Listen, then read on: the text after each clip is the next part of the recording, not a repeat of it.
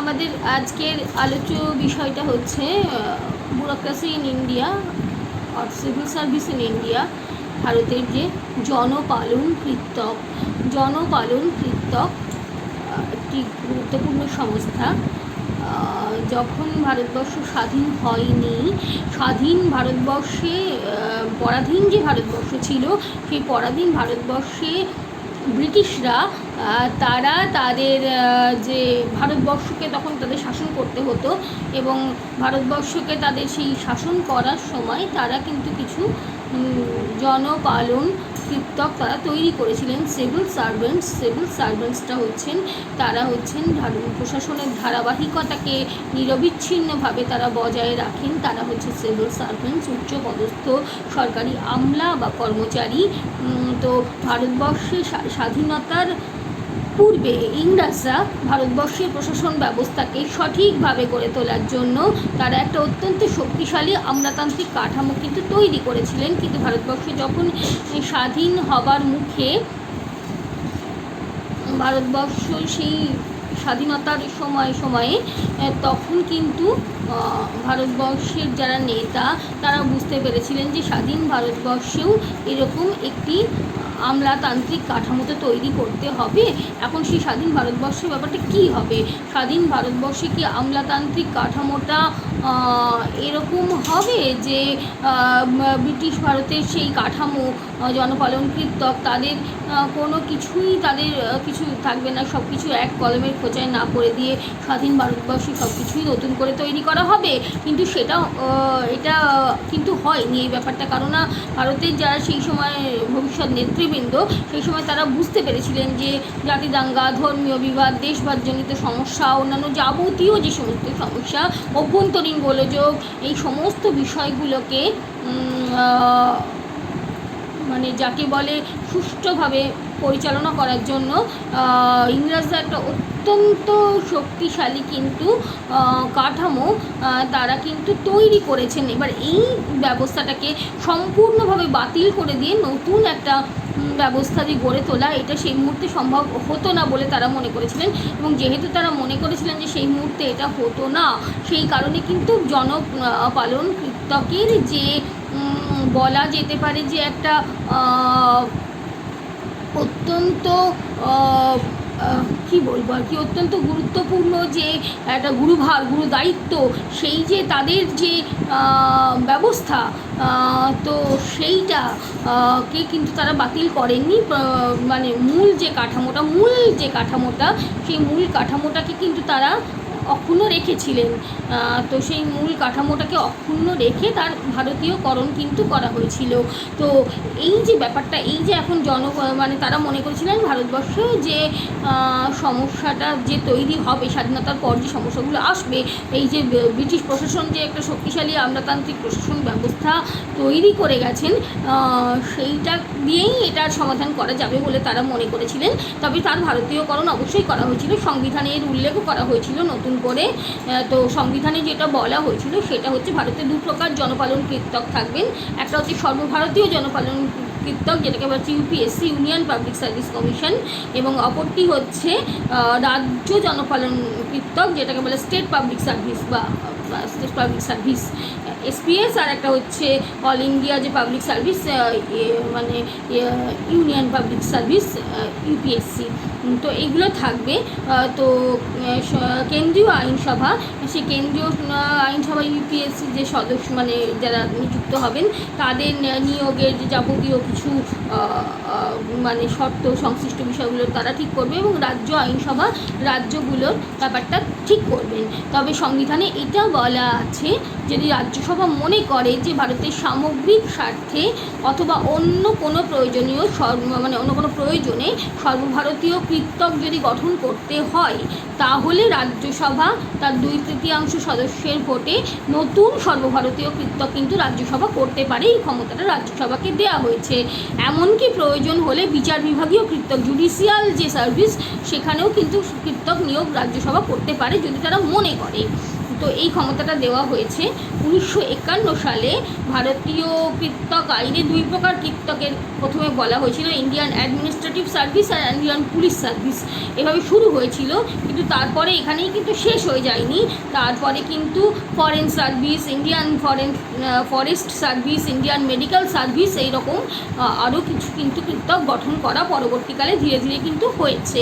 আমরা দেখেছি সেটা প্রয়োজনের সঙ্গে সঙ্গতি রেখে করা হয়েছে। তো সুতরাং আমরা যেটা বলতে পারি যে ব্রিটিশদের যে মূল কাঠামোটা ছিল জনপালন কৃত্তকের, সেই কাঠামোটাকে অক্ষুণ্ণ রেখেই কিন্তু ব্রিটিশদের কাঠামোটাকে অক্ষুণ্ণ রেখেই কিন্তু ব্যাপারটাকে ভারতীয়করণ করা হয়েছিল। সংবিধানের 315 নম্বর ধারায় সেখানে বলা হচ্ছে কেন্দ্রের জন্য একটি রাষ্ট্র নিয়োগ অধিকার, যেটাকে বলা হয় রাষ্ট্র নিয়োগাধিকার বা পাবলিক সার্ভিস কমিশন, এবং রাজ্যের জন্য প্রতিটা রাজ্যের জন্য আলাদা করে একটা পাবলিক সার্ভিস কমিশন সেটা থাকবে। 315(2) ধারাতে কি বলা হয়েছে না, 2 শতাধিক রাজ্য যদি ঐক্যমতে উপনীত হয় যে তাদের জন্য অভিন্ন পাবলিক সার্ভিস থাকবে, অর্থাৎ 2 বা ততোধিক রাজ্য অভিন্ন পাবলিক সার্ভিস কিন্তু এর মধ্যে দিয়ে নিয়োগ করতে পারে। তারা যদি রাজি থাকে তাহলে দুটি অ্যাডজাসেন্ট রাজ্য বা পাশাপাশি রাজ্য বা কাছাকাছি রাজ্য তারা একটাই মানে সার্ভিস কমিশনের মাধ্যমে নিয়োগের ব্যবস্থাটা করতে পারে, তারা যদি রাজি থাকে। এবার এই যে নিয়োগ মানে এই যে যারা নিযুক্ত হবেন সেই যে কমিশন মানে পিএসসি সেই যে কমিশন, সেখানে তাদের সেই কমিশনকে রাষ্ট্রপতি নিয়োগ করেন এবং যৌথ পিএসসি সদস্যগণকেও তিনি নিয়োগ করেন। ইউনিয়ন পাবলিক সার্ভিস কমিশনে একজন চেয়ারম্যান থাকেন এবং কতজন থাকবেন আর কমিশনে কতজন থাকবেন সেটা রাষ্ট্রপতি স্থির করেন। তবে রাষ্ট্রপতি নিজে এই ব্যাপারে কোনো সিদ্ধান্ত গ্রহণ করেন না, খুব যেমন প্রায় প্রতিটা ক্ষেত্রেই হয়। যেহেতু এটা একটা তোমার প্রশাসন সংক্রান্ত কাজ, সেই জন্য প্রধানমন্ত্রী এবং স্বরাষ্ট্রমন্ত্রীর পরামর্শক্রমেই তিনি মন্ত্রিসভার পরামর্শ নিয়েই তিনি কাজটা করে থাকেন। এবং ইউপিএসসি সদস্যগণ যবে থেকে তারা কাজ করেন তারপর থেকেও তারা 6 বছর পর্যন্ত কাজে বহাল থাকেন। এটা ইউপিএসসি সদস্যদের মানে যেটা গঠনের ব্যাপার। এবার আমরা যেটা সিলেবাস অনুযায়ী তোমাদের যেটা আমরা বলবো সেটা হচ্ছে রিক্রুটমেন্ট। ঠিক আছে, রিক্রুটমেন্ট এই যে এদের যে কি সদস্য নিয়োগ করা হয়, তো সেই রিক্রুটমেন্টটা কি করে হয়, কিভাবে এখানে রিক্রুটমেন্ট করা হয়। এবার এটা কিন্তু পরবর্তীকালে স্বাধীন ভারতবর্ষে অনেকবার কিন্তু চেঞ্জ হয়েছে, এটা আমরা দেখবো আর কি। যে প্রথমেই যেটা ছিল, প্রথমে তো আমাদের একটা ব্রিটিশ ওরিয়েন্টেশন ছিল, সেখান থেকে আমরা মূল কাঠামো চেঞ্জ না করলেও ধীরে ধীরে কিছু কিছু তো ভারতীয়করণ করেছি, আর কমিশনও গঠন করেছি আমরা, বিভিন্ন কমিটি বা কমিশন গঠন করেছি, তাদের সুপারিশগুলোও নেওয়া হয়েছে। তো এগুলো খুব গুরুত্বপূর্ণ। আচ্ছা, প্রতিযোগিতামূলক নিয়োগের ক্ষেত্রে প্রথমে যেটা আমাদের ছিল আর কি, এই যে যারা পিএসসি বা ইউপিএসসি সদস্য মানে যারা এইগুলোর মাধ্যমে চাকরিতে নিযুক্ত হবেন, বড় বড় আমলা, তাদের যে জায়গাটা সেটা হচ্ছে আগে 150 নম্বরের 3টি আবশ্যিক পত্র রচনা, সাধারণ জ্ঞান এবং ইংরাজি, 200 নম্বরের 3টি নিজ পছন্দের পত্র অপশনাল যেটাকে বলা হচ্ছে, এবং সর্বভারতীয় কৃত্তক আইএএস আইপিএসের জন্য 200 নম্বরের অতিরিক্ত লিখিত পরীক্ষা দিতে হতো। এইটা ছিল প্রথম দিকের এটা ব্যাপার। লিখিত পরীক্ষায় যোগ্য বিবেচিত হলে 300 নম্বরের মৌখিক পরীক্ষায় অবতীর্ণ হতে হতো। এইটা খুব গুরুত্বপূর্ণ জায়গা ছিল এবং এইভাবেই কিন্তু আগে ব্যবস্থা করা হতো। কিন্তু এগুলোর মধ্যে নানা রকম ত্রুটি দেখা গিয়েছিল, এগুলোর মধ্যে অনেক ত্রুটি দেখা গিয়েছিল। তো যাই হোক, লিখিত পরীক্ষায় যোগ্য বিবেচিত হলে 300 নম্বরের মৌখিক পরীক্ষায় অবতীর্ণ হতে হতো। মৌখিক পরীক্ষার ন্যূনতম যোগ্যতা মান ছিল শতকরা 33 নম্বর। 33 নম্বর তারা পরীক্ষা তাদের দিতে হতো। কিন্তু এই ব্যবস্থাটা নিয়ে নানা রকম সমালোচনার জায়গা তৈরি হতে থাকে। 1958 খ্রিস্টাব্দে যোগ্যতা মানের বিষয়টাকে বাদ দিয়ে দেওয়া হয়। লিখিত পরীক্ষার সঙ্গেই মৌখিক পরীক্ষায় নম্বর যোগ করতে মতো। লিখিত পরীক্ষার সঙ্গে মৌখিক পরীক্ষার নাম্বারটা এই সমালোচনার ফলে যোগ করার ব্যবস্থা করা হয়।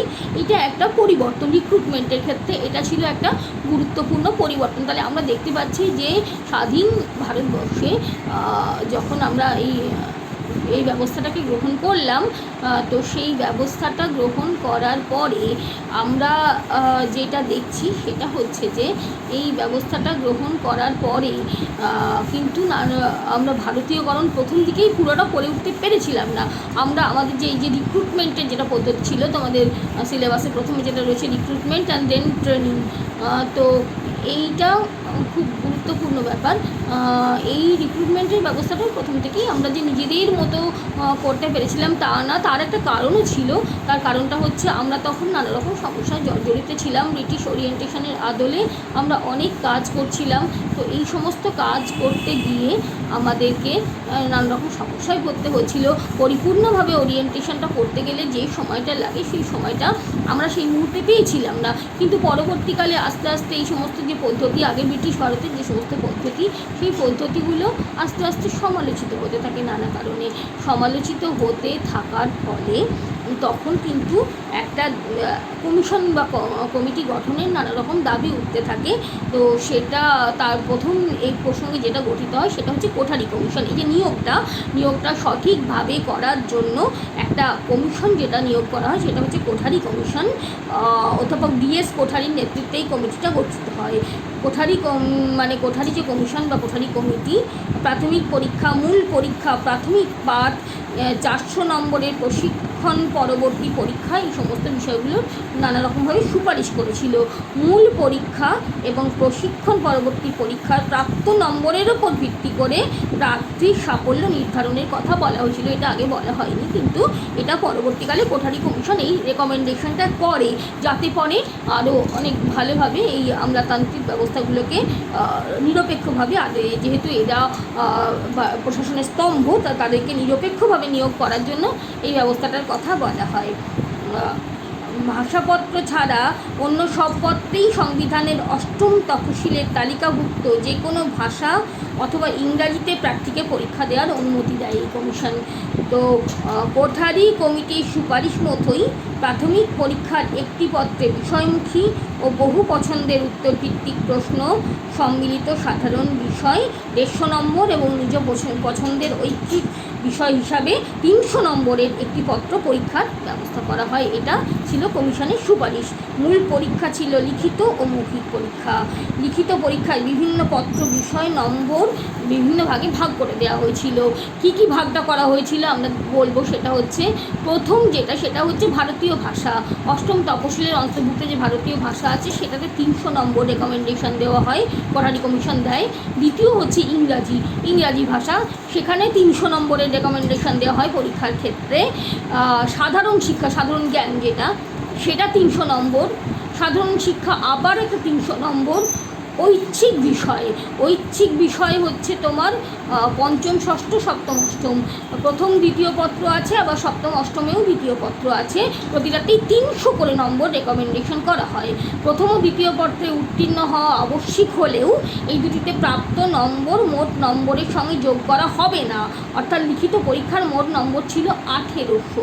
এইটা রেকমেন্ডেশনটা দেওয়া হয়েছিল তোমার হচ্ছে রাষ্ট্রকৃত এই রাষ্ট্রকৃত কমিশন নিয়োগের ক্ষেত্রে কোঠারি কমিশন। তবে কোঠারি কমিশনের আরও বহু রেকমেন্ডেশন ছিল।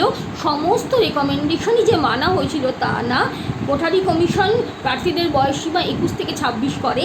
এইটাকে মেনে নেওয়া হয়েছিল যাতে জনপালন কৃতজ্ঞদেরকে নিয়োগ করার সময় অত্যন্ত যোগ্য প্রার্থীদের তাদের একটু বয়সসীমাকে বাড়ালে পরে তারা যোগ্য হিসাবে তারা মনোনীত হতে পারবেন না। ন্যাচারালি বয়স বাড়লে, অভিজ্ঞতা বাড়লে হয়তো একবার সে পরীক্ষায় উত্তীর্ণ হতে পারলো না, আবার সে প্রিপারেশন নিলেও করতে পারলো। তো এই সুযোগটা দেওয়া হয়েছিল যাতে পরে আরও উপযুক্ত প্রার্থীদেরকে পাওয়া যায়।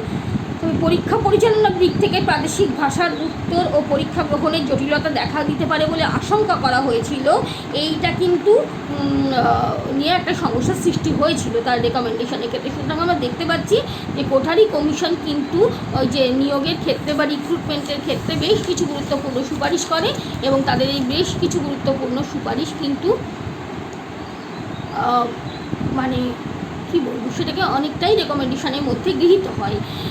এরও পরে এই যে রিক্রুটমেন্টের ক্ষেত্রে আমরা জানি সবসময় এগুলো একটা চেঞ্জের মধ্যে দিয়ে চলে। তো 1988 খ্রিস্টাব্দে আবার এই বিষয় নিয়ে সমীক্ষা গবেষণা সুপারিশ শুরু হয় যে কী করে রিক্রুট করলে, কী করে রিক্রুটমেন্ট করলে আরও বেশি করে যোগ্য প্রার্থীদের রিক্রুটমেন্টের মধ্যে নিয়ে এসে আমলাতান্ত্রিক ব্যবস্থাকে, জনপালন কৃতক ব্যবস্থাকে, তোমার সিভিল সার্ভিস ব্যবস্থাকে আরও বেশি করে জনমুখী করে তোলা যাবে। এই সিভিল সার্ভেন্টসদের উপযুক্ত ট্রেনিংয়ের মাধ্যমে তাদেরকে আর কি জনগণের সেবায় আরও পরিপূর্ণভাবে নিয়োগ করা যাবে, দেশের কাজে তাদেরকে বিশেষভাবে ব্যবহার করা যাবে। তাদের জন্য মানে মোর অ্যান্ড মোর এফিসিয়েন্ট মানুষগুলোকে কী করে আমরা সেই জায়গাতে বেছে নেবো, যেটা রাষ্ট্রের পক্ষে সবসময়ই একটা গুরুত্বপূর্ণ আর কি এই ধরনের কৃত্যকগুলো পাওয়া। তো সেই জন্য এই সতীশচন্দ্র কমিটিকে আবারও নিয়োগ করা হয়। সেই মানে তারা আবার কিছু কিছু কিন্তু রেকমেন্ডেশন করে, যেগুলো আবার মানে উন্নততর রিক্রুটমেন্ট ব্যবস্থার জন্য সেগুলোর কথা ভাবা হয়। সাধারণ পরীক্ষা যেটা, সেটা চলতেই থাকবে। 1993 থেকে একটি 200 নম্বরের প্রবন্ধের পত্র আবার চালু করা হবে এবং অষ্টম তপশিলের অন্তর্ভুক্ত যে কোনো ভাষা বা ইংরাজিতে এই পত্রের উত্তর দেওয়া যাবে, তারা বলেছিলেন। ব্যক্তিত্ব যাচাই করার পরীক্ষার নম্বর 250 থেকে বেড়ে 300 হবে। পার্সোনালিটি অ্যাপটিটিউড বা পার্সোনালিটি টেস্ট যাকে বলে, 300 হবে। ঐচ্ছিক বিষয় থেকে ফরাসি, জার্মান, চাইনিজ, রাশিয়ান ভাষা সাহিত্য বাদ দিতে হবে। আরবি, পার্সি, পালি ভাষা ঐচ্ছিক বিষয় হিসাবে কম সংখ্যক প্রার্থীরাই গ্রহণ করবে, সুতরাং এগুলোও বাদ দেওয়া উচিত, তারা বলেছিলেন সতীশচন্দ্র কমিটি। প্রবেশিকা ও মূল উভয় পরীক্ষাতেই চিকিৎসা বিজ্ঞান ঐচ্ছিক বিষয় হিসেবে অন্তর্ভুক্ত হওয়া উচিত, এটা তাদের রেকমেন্ডেশন ছিল। কৃতক বন্টনের বিষয়ে প্রার্থীর যোগ্যতা মান ও পছন্দ অনুসারে অগ্রাধিকার থাকবে, এগুলো বলা হয়েছিল। তারা বলেছিলেন অনগ্রসর যারা সম্প্রদায়, পিছিয়ে পড়া যারা সম্প্রদায়, তাদের প্রতিযোগিতামূলক পরীক্ষায় সমর্থ করে তুলতে বিশ্ববিদ্যালয় মঞ্জুরি কমিশন তাদের জন্য নির্বাচিত কেন্দ্রে পাঠ সহায়তা দেওয়ার ব্যবস্থা করতে পারে, এটা তাদের রেকমেন্ডেশন ছিল, যাতে তাদের ভালো হয়। এটা সতীশচন্দ্র কমিটির কয়েকটি সুপারিশ সরকার গ্রহণ করতে পারেননি। তাদের রেকমেন্ডেশন পুরোটাই যে গ্রহণ, কোনো কোঠারি কমিশনেরও পরিপূর্ণ রেকমেন্ডেশন গ্রহণ করা সম্ভব হয়নি, এবং এরও যে যাদেরকে মানে করতে পারেননি এই সতীশচন্দ্র কমিটির, সেটা হচ্ছে যে 7টি প্রথম শ্রেণীর কেন্দ্রীয় কৃতক ও 8টি দ্বিতীয় শ্রেণীর কেন্দ্রীয় কৃতককে প্রতিযোগিতামূলক পরীক্ষার বাইরে রাখা, এটা তারা গ্রহণ করেনি সরকার। আর তপশিলি জাতীয় উপজাতিদের প্রার্থীদের মোট 6 বার পরীক্ষায় বসার সুযোগ দেওয়ার কথা বলা হয়েছিল, এইটাকেও গ্রহণ করা হয়নি রিক্রুটমেন্টের ক্ষেত্রে। ব্যক্তিত্ব যাচাইয়ের মৌখিক পরীক্ষার যারা যোগ্যতা অর্জন করেছে, পরের বছর সরাসরি তারা মূল পরীক্ষায় বসার সুযোগ দান, এইরকম একটা রেকমেন্ডেশন করা হয়েছিল, সেটাকেও গ্রহণ করা হয়নি। কিন্তু তাছাড়াও কিছু কিছু রেকমেন্ডেশন গ্রহণ করা হয়েছিল। প্রচলিত যেটা পদ্ধতি, কোঠারি কমিটি এবং সতীশচন্দ্র কমিটির সুপারিশ মেনে 1993 সালের পর পরীক্ষা ব্যবস্থার যে পরিবর্তনটা হয়, যে পদ্ধতিটা সাম্প্রতিককালে এই পাবলিক সার্ভেন্টসদের নিয়োগ করার ক্ষেত্রে বিভিন্ন কমিশনের নিয়োগ, বিভিন্ন সুপারিশ, বিভিন্ন বিশেষজ্ঞদের পরামর্শ, বিভিন্ন জনের গুরুত্বপূর্ণ বক্তব্য, মানে একটু মনে রাখতে হবে যে সবসময় কোনো একটি দেশের সরকার সবসময় তারা চান যে মোর অ্যান্ড মোর রিক্রুটমেন্ট যেটা শুধু হবে তাই নয়, এইখানে কিন্তু গুণগত মান, পাবলিক সার্ভেন্টস যারা রয়েছেন তাদের গুণগত মানটা অত্যন্ত গুরুত্বপূর্ণ। কারণ প্রশাসনিক ব্যবস্থার যে ধারাবাহিকতা, একটি দেশের নিরপেক্ষ উন্নত প্রশাসন ব্যবস্থার জন্য যারা দায়ী থাকেন, যারা এটা চালান, যারা এগুলো করেন, তারা সমস্তই কিন্তু পাবলিক সার্ভেন্টস। তো তার ভীষণ দক্ষতার প্রয়োজন, অত্যন্ত দক্ষতা, না হলে কিন্তু একটি দেশের সামগ্রিক অবস্থার অবনতি কিন্তু হওয়াটা একদম মানে একটু সময়ের অপেক্ষা। এদেরকে দক্ষতার সঙ্গে নিয়োগ করতেই হবে, মানে যাকে বলে টাইমলি টেস্ট, তাদেরকে টেস্ট করে করে করে করে ক্রিম অংশ যেটা, যাদেরকে দিয়ে সবথেকে ভালো দক্ষ প্রশাসনিক জনপালন কৃতকের কাজ করানো যাবে, তাদেরকেই নিয়োগ করা হবে। সেই জন্য 1993 সালের পরে পরীক্ষা ব্যবস্থার যে পরিবর্তন করা হয় রিক্রুটমেন্টের ক্ষেত্রে, দেখবে তোমরা এটা রিক্রুটমেন্ট বলে তোমাদের সিলেবাসের মধ্যে রয়েছে, এটা কিন্তু 6 নম্বরের প্রশ্ন হওয়ার সম্ভাবনাই বেশি মনে হয়। রিক্রুটমেন্ট অ্যান্ড ট্রেনিং আজকে আমি রিক্রুটমেন্টটা বলছি, এরপরে আমরা ট্রেনিংটা বলবো, প্রশিক্ষণ কীভাবে তাদেরকে দেওয়া হয়। তো সেইটা যেটা হয়, মূল যেটা বক্তব্য এবারে সেটা বলছি। প্রাথমিক পরীক্ষার সাধারণ বিদ্যা ও ঐচ্ছিক দুটি পত্রের মোট 150 প্লাস 300 450 নম্বরের পরীক্ষা হবে। এইটা রিক্রুটমেন্টের প্রথম রেকমেন্ডেশন এই মুহূর্তে গ্রহণ করা হয়। এটা 1 নম্বর। মূল 8টি পত্রের সঙ্গে রচনাপত্রটি যোগ হয়ে সর্বমোট 9টি পত্রের লিখিত পরীক্ষা হবে। তাহলে টোটাল পরীক্ষা হবে 150 প্লাস 300 450 নম্বরের প্রাথমিক যে পরীক্ষা, সাধারণ বিদ্যা এবং ঐচ্ছিক দুটি পত্র নিয়ে 450 নম্বর।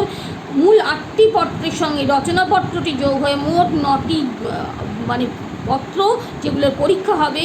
লিখিত পরীক্ষার মোট নম্বর হবে রচনাপত্র 200 এবং 8টি পত্রে 300 করে 2400 এবং 2400 নাম্বার এদের সর্বমোট হচ্ছে 2600।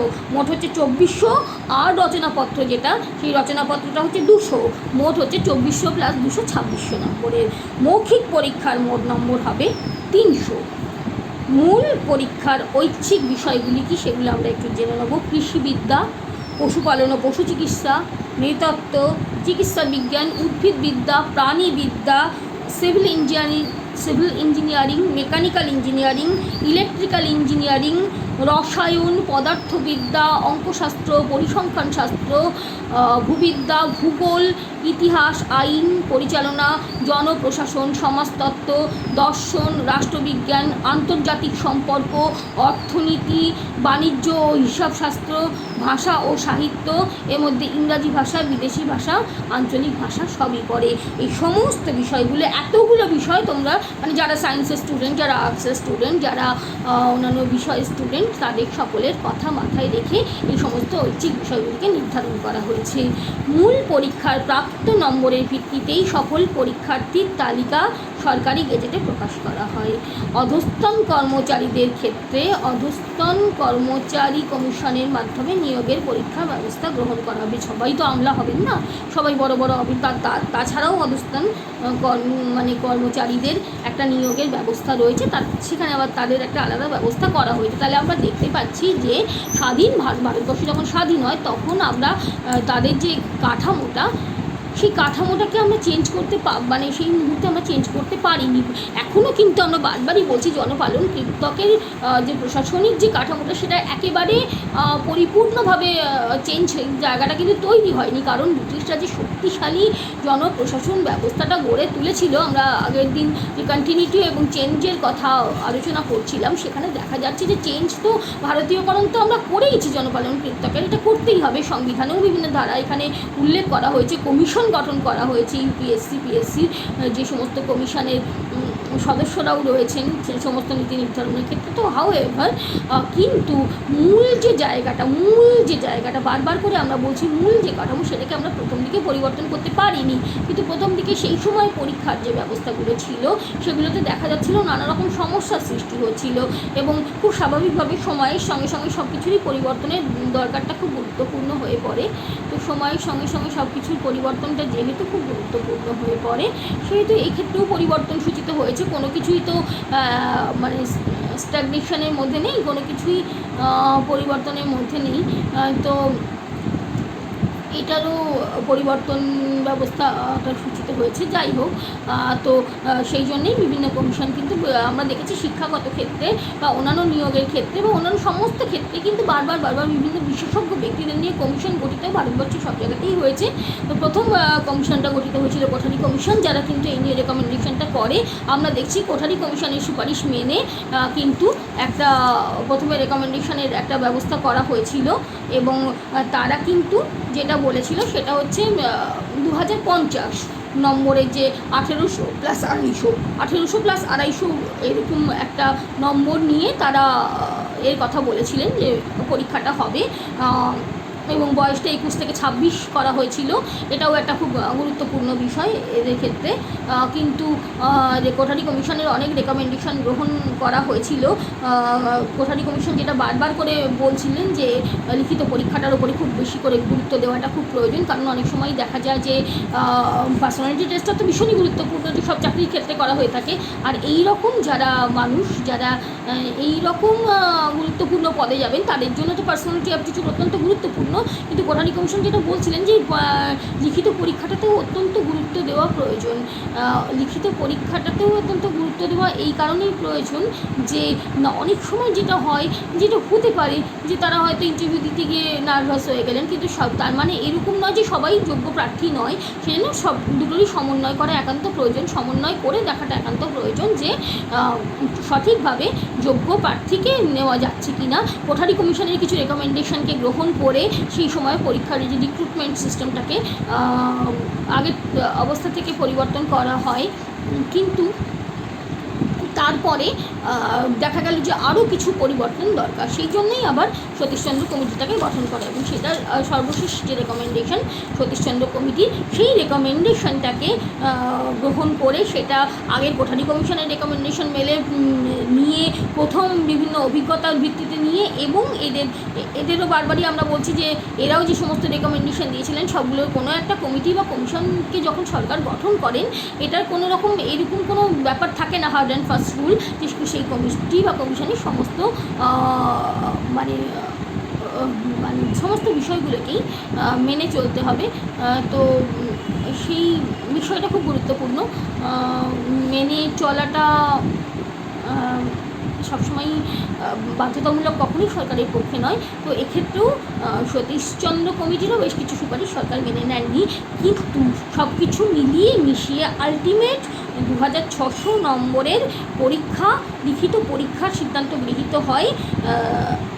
আবারও বলছি, সাধারণ বিদ্যা ও ঐচ্ছিক দুটি পত্রের মোট 150 প্লাস 300 450, মূল 8টি পত্রের সঙ্গে রচনাপত্র একটা, আমরা বারবার বলছি একটা রচনাপত্র একটা হয়, সেটা 200 নম্বর থাকে সেইটা, এবং 8টি পত্রের 300 করে 2400, আর রচনাপত্রের 200 নিয়ে মোট 2600 নম্বরের পরীক্ষা আলটিমেটলি নেওয়ার সিস্টেমটা কিন্তু এখন আমরা গ্রহণ করেছি। এবং মৌখিক পরীক্ষা হচ্ছে 300 নম্বরের। Personality aptitudes very important for the recruitment of civil servants, they are so much important for the development of administration of a particular country. So এটা যেহেতু খুব গুরুত্বপূর্ণ, সেই জন্য এটা একটা ইয়ার্ডস্টিক বলা যেতে পারে তাদের পার্সোনালিটি অ্যাপটিটিউডটা দেখা। তার পরবর্তীকালে তাদের আবার ট্রেনিং দেওয়া হয়, সেই ট্রেনিংটার মধ্যে আমরা আসবো। আমলাতান্ত্রিক বা ব্যুরোক্র্যাটস যারা মানুষ, তারা তো খুব গুরুত্বপূর্ণ যেটা, সেটা হচ্ছে তাদের এই প্রশিক্ষণটা খুব গুরুত্বপূর্ণ, কারণ অন্যান্য চাকরির সঙ্গে কিন্তু এদের চাকরির আমরা যখন ট্রেনিংটা আমরা আলোচনা করব, তখন আমরা আলোচনা করে দেখব যে অন্যান্য চাকরির সঙ্গে এদের চাকরির চরিত্রগত কিন্তু কিছু পার্থক্য আছে। সেই কারণেই কিন্তু তাদের ক্ষেত্রে ট্রেনিংটা খুব গুরুত্বপূর্ণ। তো আফটারঅল পার্সোনালিটি অ্যাপটিটিউডটা নেওয়ার পরে তারা যখন মানে মূল পরীক্ষায় প্রাপ্ত নম্বরের ভিত্তিতে তাদের যে মানে করা হয়, তাদের যে লিস্ট টাঙানো হয়, তারপরেই কিন্তু তাদের ট্রেনিংয়ের ব্যবস্থাটাও খুব গুরুত্বপূর্ণ, ট্রেনিংটা করা হয়। পরবর্তী ভিডিওতে আমি দেখানোর চেষ্টা করছি যে তাদের কীভাবে ট্রেনিংটা দেওয়া হয়। তো এইভাবে এবং আমরা দেখছি অনেকগুলি বিষয়, ঐচ্ছিক বিষয়ে বিজ্ঞান, বাণিজ্য এবং কলা, সমস্ত বিভাগের ছাত্রছাত্রীরাই যেহেতু এখানে আসতে পারেন এই প্রশাসনিক পদে, সেজন্য তাদের কথা মাথায় রেখে অজস্র বিভিন্ন বিষয়কে 3টি বিভাগ থেকে তাদের ঐচ্ছিক বিষয় হিসেবে রাখা হয়েছে। তো এই হচ্ছে ব্যাপার, গুরুত্বপূর্ণ ব্যাপার। এটা হচ্ছে রিক্রুটমেন্ট, এটা হলো আমাদের জনপালন যে কৃতক, তাদের যারা রয়েছেন আর কি, সিভিল সার্ভেন্টস যারা সিভিল সার্ভিসের যারা মানে সার্ভিস দেবেন, সেই সিভিল সার্ভেন্টস, এটা হচ্ছে তাদের রিক্রুটমেন্ট বা নিয়োগের পদ্ধতি বর্তমান অবস্থায় বিভিন্ন বিবর্তনের মধ্যে দিয়ে এসে এই অবস্থাটা এসে বর্তমানে দাঁড়িয়েছে। তবে এটাই স্ট্যাটিক নয়, এরপরে আবারও সময়ের প্রয়োজন, যেহেতু সময় এখন অনেক বদলাচ্ছে, আবারও বিভিন্ন জায়গা থেকে দাবি উঠছে যে তাদের রিক্রুটমেন্টসের ক্ষেত্রে বিভিন্ন রকম রেকমেন্ডেশন আর নতুন করে ভাবনা চিন্তা আবার করার একটা জায়গা তৈরি হচ্ছে ধীরে ধীরে। তো আশা করা যায় পরবর্তীকালে আরও বিভিন্ন কমিটি বা কমিশনের বিভিন্ন সুপারিশের মাধ্যমে হয়তো আরও মডিফিকেশন করার একটা জায়গা আছে, সেটা হতেই পারে, সেটা হয়তো হবে। তো বর্তমানে এই পদ্ধতিতেই রিক্রুটমেন্ট করা হয় সিভিল সার্ভিসদের।